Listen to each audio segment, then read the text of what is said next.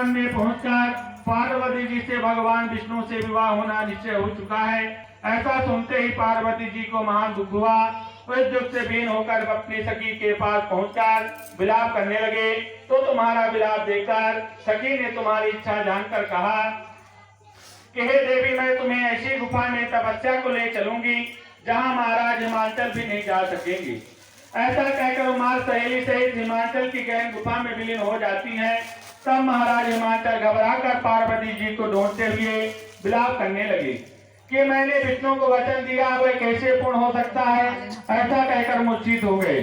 तब सभी पुरवासियों को साथ लेकर ढूंढते हुए महाराज ने पदार्पण किया और ऐसी चिंता करने लगे कि क्या मेरी कन्या कोई व्याघ्र खा गया, या कोई सर्प ने डस लिया, या कोई राक्षस हर के ले गया। उस समय तुम अपनी सखी के साथ गहन गुफा में बिना जल अन्न के व्रत मेरे व्रत को प्रारंभ किया। इसी और बालू से शिव प्रतिमा स्थापित कर विविध वन पुष्प फलों से पूजन करने लगी। उस दिन भाद्रपद मास के तृतीय शुक्ल पक्ष हस्त नक्षत्र युक्त प्राप्त थी। मेरी पूजा के फलस्वरूप में मेरा सिंहासन हिल उठा।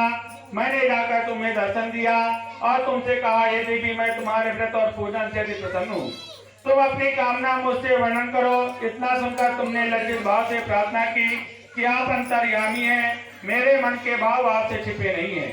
आपको मैं पति के रूप में चाहती हूँ। इतना सुनकर मैंने तुम्हें एवं मस्तु इच्छित पूर्ण वरदान देकर अंतर्ध्यान हो गए।